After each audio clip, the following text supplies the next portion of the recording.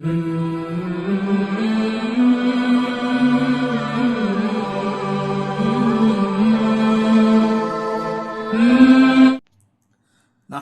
ونصلي على رسوله الكريم بسم اللہ الرحمن الرحیم۔ اللہ تعالیٰ کی کروڑوں رحمتیں نازل ہو حسین بن علی رضی اللہ عنہما پر، جنہوں نے میدان کربلا میں اپنی اور اپنے خاندان والوں کی قربانی دے کر قیامت تک آنے والی امت پر احسان عظیم فرمایا ہے۔ دین اسلام کے لیے آپ رضی اللہ عنہ کے صبر و استقامت سے سبق لینے کی ضرورت ہے۔ اسی ضرورت کے پیش نظر آپ رضی اللہ عنہ کی شہادت کا مستند واقعہ اختصار و جامعیت کے ساتھ ذکر کیا جاتا ہے، تاکہ ہمیں اس بات کا خوب اچھی طرح احساس ہو کہ دین ہم تک کتنی قربانیوں کے بعد پہنچا ہے۔ حضرات صحابہ کرام اور اہل بیت اعظام رضی اللہ عنہم نے اس لیے پہنچایا ہے کہ اس پر عمل کیا جاتا رہے۔ چنانچہ خلیفہ چہاروں حضرت علی مرتضیٰ کرم اللہ وجہہ کی شہادت کے بعد حضرت حسن رضی اللہ عنہ کے ہاتھ پر بیعت کی گئی۔ آپ رضی اللہ عنہ 6 ماہ کے بعد حضرت معاویہ رضی اللہ عنہ کے حق میں دستبردار ہو گئے، اور ان کے ہاتھ پر خود بھی اور حضرت حسین رضی اللہ عنہ نے بھی بیعت کر لی۔ حضرت معاویہ رضی اللہ عنہ کا اپنے عہد میں حسنین کریمین رضی اللہ عنہما سے انتہائی محبت بھرا تعلق رکھا۔ آپ رضی اللہ عنہ دونوں کا بہت زیادہ اعزاز و اکرام فرماتے، انہیں مرحبا کہتے اور قیمتی عطیات ان کی خدمت میں ہدیہ کرتے۔ حضرت معاویہ رضی اللہ عنہ کی وفات کے بعد یزید تخت نشین ہوا۔ یزید نے اقتدار سنبھالتے ہی والی مدینہ ولید بن عتبہ بن ابی سفیان کو خط لکھا کہ حسین بن علی، عبداللہ بن عمر اور عبداللہ بن زبیر رضی اللہ عنہم کو میری بیعت کرنے پر مجبور کرو اور اس معاملے میں انہیں مہلت نہ دو۔ ولید نے عبداللہ بن عمر بن عثمان رضی اللہ عنہما کو بھیجا کہ جاؤ حسین بن علی اور عبداللہ بن زبیر رضی اللہ عنہم کو میرے پاس لے آؤ۔ اس نے جا کر دونوں کو والی مدینہ کا پیغام پہنچایا۔ حضرت حسین رضی اللہ عنہ چند جوانوں کے ساتھ ولید کے پاس پہنچے۔ ولید نے یزید کا خط آپ کے سامنے رکھا، جس میں حضرت امیر معاویہ رضی اللہ عنہ کے انتقال کی خبر تھی اور اپنی بیعت کی خواہش کا اظہار تھا۔ حضرت حسین رضی اللہ عنہ نے حضرت معاویہ رضی اللہ عنہ کی وفات پر اظہار افسوس کیا اور بیعت والے معاملے کو فراموش کر دیا۔ دوسری طرف حضرت عبداللہ بن زبیر رضی اللہ عنہ اپنے بھائی جعفر رضی اللہ عنہ کو ساتھ لے کر راتوں رات مدینہ سے مکہ مکرمہ تشریف لے گئے۔ حضرت حسین رضی اللہ عنہ نے بھی مدینہ سے مکہ مکرمہ کی طرف سفر شروع کیا۔ حضرت حسین رضی اللہ عنہ جب مدینہ سے مکہ کی طرف جا رہے تھے تو راستے میں عبداللہ بن مطیع رضی اللہ عنہ ملے۔ پوچھا کہ کہاں کا ارادہ ہے؟ حضرت حسین رضی اللہ عنہ نے فرمایا کہ ابھی مکہ مکرمہ جا رہا ہوں، اس کے بعد استخارہ کروں گا کہ کہاں جاؤں۔ حضرت عبداللہ بن مطیع رضی اللہ عنہ نے عرض کیا کہ آپ مکہ مکرمہ ہی میں رہے، اس میں خیر ہے، کوفہ کی جانب رخ نہ کریں۔ وہاں کے لوگوں کے آپ کے والد سے وفا نہیں کی، آپ سے بھی نہیں کریں گے۔ الغرض حضرت حسین رضی اللہ عنہ نے بھی مکہ مکرمہ پہنچ گئے۔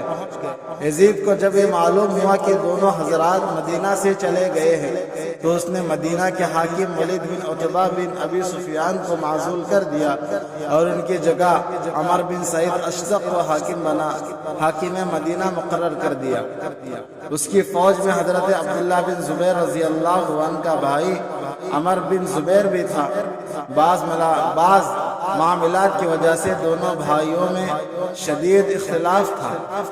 عمر بن زبیر نے پہلے تو ان لوگوں کا تشدد کا نشانہ بنایا جو حضرت عبداللہ بن زبیر رضی اللہ عنہ کے حامی تھے۔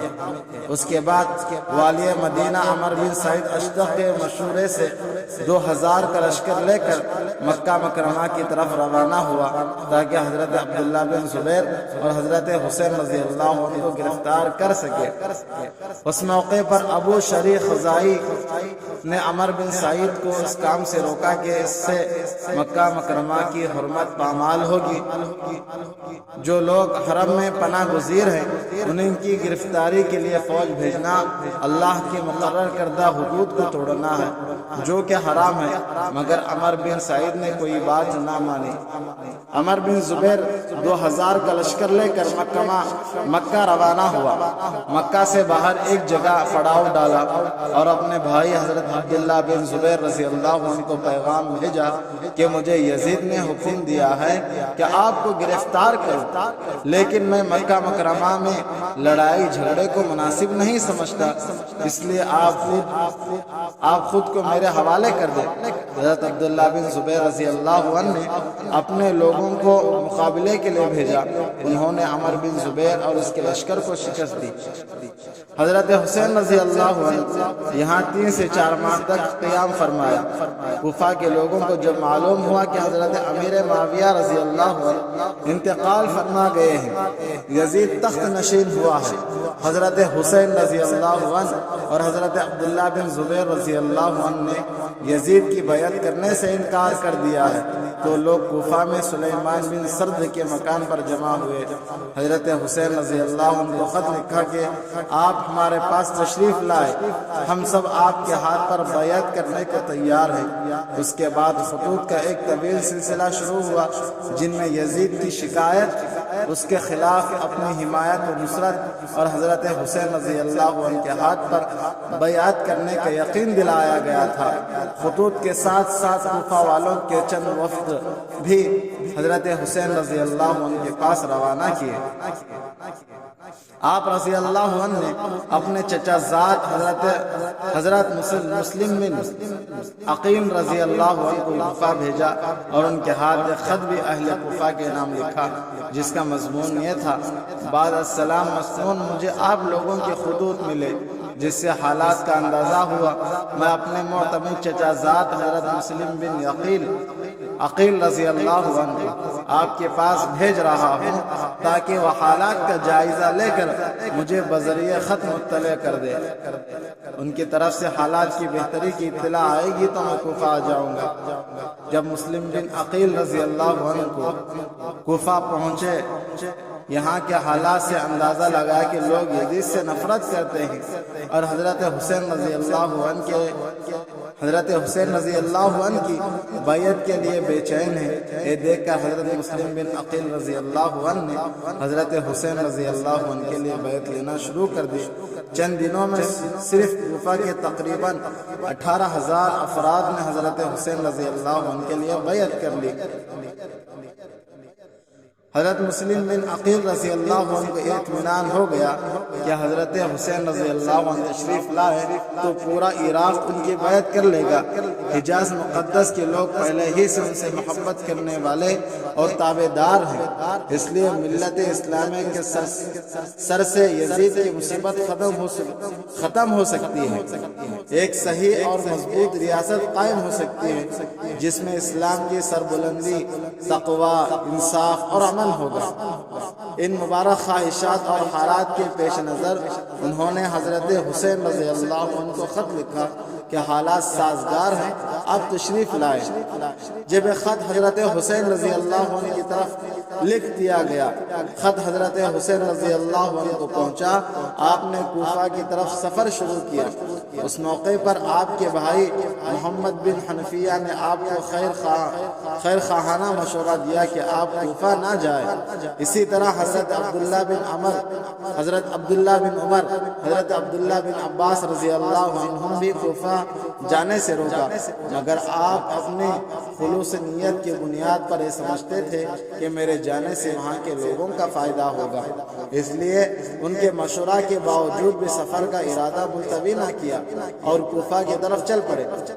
آپ سفر میں تھے کہ کوفہ کے حالات نے پلٹ کھایا۔ یزید کو معلوم ہوا کہ حضرت نعمان بن بشیر رضی اللہ عنہ جو کوفہ کے حاکم ہیں، ان کی موجودگی میں حضرت مسلم بن عقیل رضی اللہ عنہ حضرت حسین رضی اللہ عنہ کے لیے بیعت لے رہے ہیں، تو اس نے حضرت نعمان بن بشیر رضی اللہ عنہ کو معزول کر دیا۔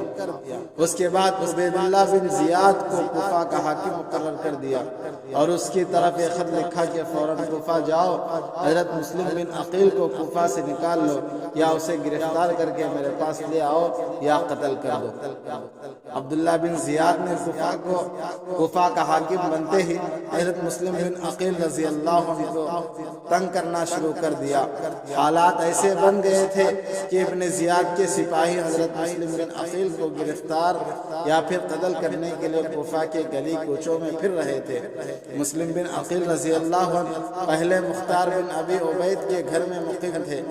مخبری ہوئے تو ہانی بن عروہ کے گھر میں چلے گئے، وہاں سے بلال کے گھر پہنچے۔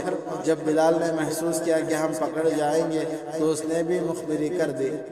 ابن زیاد نے محمد بن اشعث کی زیر قیادت 70 افراد کا دستہ گرفتاری کے لیے بھیجا۔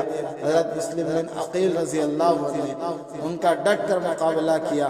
اس موقع پر محمد بن اشعث نے مسلم بن عقیل رضی اللہ عنہ سے کہا کہ میں آپ کو بنا دیتا ہوں، اپنی جان کو ہلاک نہ کرو، یہ لوگ تمہارے چچا زاد بھائی ہیں، یہ تمہیں قتل نہیں کریں گے۔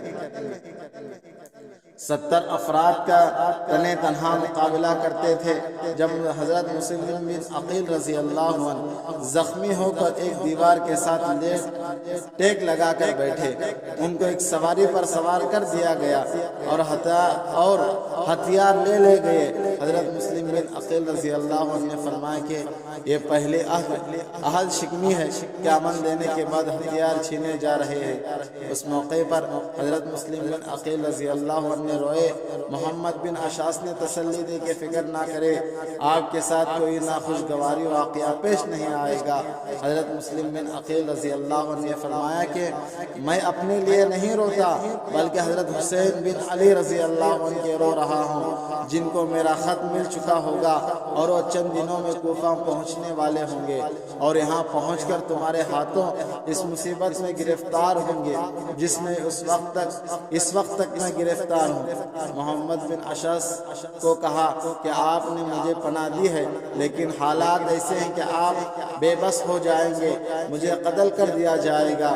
کم از کم میری ایک بات تو مانو کہ قاصد حضرت حسین رضی اللہ عنہ کی طرف بھیجو جو ان کی میری اس حالات کی اطلاع کر دے اور ان کو میرا پیغام دے کہ آپ اپنے قافلہ والوں کے ہمراہ واپس لوٹ جائے، کوفہ نہ آئے۔ محمد بن اشعث نے حضرت مسلم بن عقیل رضی اللہ عنہ سے وعدہ کیا کہ میں قاصد حضرت حسین کی طرف بھیجتا ہوں۔ چنانچہ اپنے وعدے کے مطابق ایک شخص کو حضرت حسین رضی اللہ عنہ کی طرف بھیجا۔ حضرت حسین رضی اللہ عنہ اس وقت مقام زیالہ تک پہنچ چکے تھے، یہاں ان کو حضرت مسلم بن عقیل کا پیغام ملا۔ اس کے باوجود آپ نے ارادہ ملتوی نہ کیا بلکہ آگے کی جانب بڑھتے رہے۔ محمد بن اشعث حضرت مسلم بن عقیل رضی اللہ عنہ کو امن دے کر ابن زیاد کے دربار میں لایا اور ابن زیاد سے کہا کہ میں نے ان کو پناہ دی ہے۔ ابن زیاد نے غصے سے کہا میں نے تمہیں امن دینے کے لیے نہیں گرفتار کرنے کے لیے بھیجا تھا اور حضرت مسلم بن عقیل رضی اللہ عنہ کو قتل کرا دیا۔ جاری ہے، اللہ کریم ہم سب کو ان کے نقش قدم پر چلنے کی توفیق عطا فرمائے، آمین، بجاہ سید المرسلین صلی اللہ علیہ وسلم۔ السلام علیکم ورحمۃ اللہ وبرکاتہ۔